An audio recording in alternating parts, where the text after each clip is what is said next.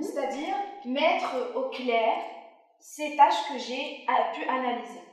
Prioritaires, ça peut attendre, c'est à déléguer, je les cite, je les présente sur un planning. Maintenant, pour les plannings, là, on propose aux stagiaires, ça peut être un planning quotidien, et ça, juste à titre indicatif, ce sont des canevas qui ont été élaborés par des stagiaires, c'est-à-dire qu'ils ont pris le temps de faire la conception pour effectivement la réalisation. Et surtout respecter les plannings, travailler avec, c'est un outil. Tout à fait. Donc là, le premier canevas, c'est par rapport au planning quotidien. Si vous vous rappelez de l'activité qu'on avait faite tout à l'heure par rapport à la théorie des 3-8, là, ça peut vous aider. Alors, comment ça marche? Donc là, j'énumère toutes les tâches que j'ai à faire pendant une journée, que ce soit sur le niveau personnel ou professionnel.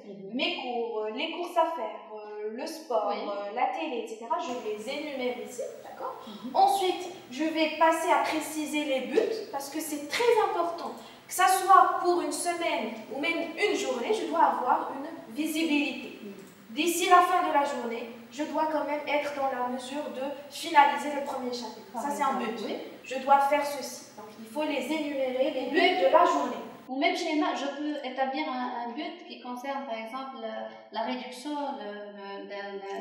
d'une attitude négative. Par rapport au voleur de temps. Par exemple, tout à fait. Je lutte contre un voleur de temps. J'utilise moins mon portable. Je réduis le nombre d'heures dépensées au niveau de la consultation de messages, par exemple. Donc ça peut être des buts, comme je viens de dire, pour avancer ou pour traiter. Pour corriger. Voilà, traiter ou corriger un voleur de temps, par exemple. Et là, une fois les tâches énumérées, je vais procéder suite à la matrice que tu as présentée à une priorisation. Qu'est-ce qui est urgent à faire impérativement aujourd'hui? Mardi, impérativement, ça ne peut plus attendre. Qu'est-ce qui est important, mais qui peut quand même soit être réalisé aujourd'hui, soit de toutes les façons, je dois avoir la visibilité. Il faut que je vois les choses pour que je puisse m'organiser par la suite. D'accord? Et si vous vous rappelez des repas tardifs qu'on avait évoqués dans les voleurs de temps, là aussi, dans ce canevas, le stagiaire a essayé de laisser quand même un espace pour les repas. Donc, je prévois mon menu. Le matin, mon repas de matin, ça commence à quelle heure? Je sais que c'est vraiment à midi que je vais avoir mon déjeuner. Et le repas de soir, c'est vraiment à 21h, 20h, etc. Donc là, c'est vraiment un planning. Et chez nous, je vois que ça prouve que le stagiaire a compris la notion du temps. A compris ce qu'il faut prendre en compte. Donc il a pris tout ce qu'on a. Voilà, c'est un résumé. Le fait d'établir cette matrice ou ce planning prouve qu'il a compris tout ce qu'on a fait au niveau du cours de gestion. Tout à fait. Et là, on le présente, ça peut vraiment servir à tout le monde.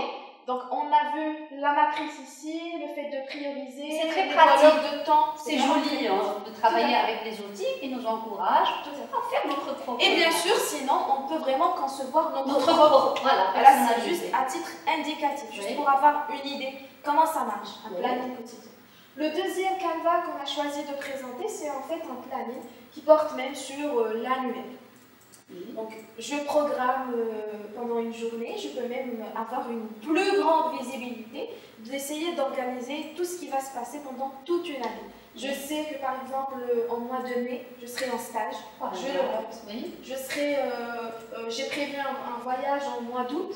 Voilà. J'ai un événement, il y a un colloque qui me tient vraiment à cœur en septembre. Je le note. Un concours, un test. Un concours, qui va prendre lieu. Une certification sur Internet, par exemple. Tout à fait. Donc ici, il faut vraiment, c'est beaucoup sur le plan macro, et j'essaie de noter tout ce qui va se passer avec ce que moi, je me suis déterminée comme objectif pendant toute une année. Donc, on a dit le stage, le voyage, les événements, le concours, l'examen, c'est un régional, l'examen de formation. Là, on les met et ça nous donne une visibilité. Donc, c'est très intéressant d'adopter cette philosophie de planifier. Et tu l'as dit tout à l'heure, même si j'avance, mais vraiment avec une petite, je ne le respecte pas vraiment à la lettre, ce qui est normal, mais la philosophie, elle doit être là. Et ça, en fait, avoir cette philosophie. Ça fait partie des finalités des soft skills, c'est d'apprendre à apprendre et de trouver une méthodologie de travail. Donc le fait de chercher des astuces pratiques, et je souligne sur pratique, faisable, d'accord. Là, le stagiaire, et c'est aussi établi par un stagiaire, donc au début, ils vont dire on ne peut pas établir un planning d'une année, c'est trop. Mais lorsqu'on voit le Canva comme ça peut aider. Ça peut aider. C'est un outil à utiliser, pourquoi pas. Donc, comme tu l'as dit tout à l'heure, je peux ne pas respecter à 100%. C'est surtout ça la clé pour la gestion. Voilà, mais je commence. Il faut que je me mette dans la tête que un planning, déjà, je dois le faire. Après, d'ici une semaine, je vais me retrouver à ne respecter que vraiment 1%. Mais c'est pas méchant. En adoptant cette philosophie, d'ici 3 mois, je vais quand même voir une certaine évolution. Oui. Donc, ne pas s'arrêter vraiment une fois que je le respecte pas. Mais essayer d'adopter. Mais déjà, établir comme ça un planning, c'est déjà pas mal. C'est la première étape. Tout à fait. Donc, c'était par rapport à la planification. Oui, merci beaucoup pour ces canevas. J'espère que nos stagiaires réussiront à les utiliser comme il faut. Et comme tu l'as dit, à modifier, à les personnaliser.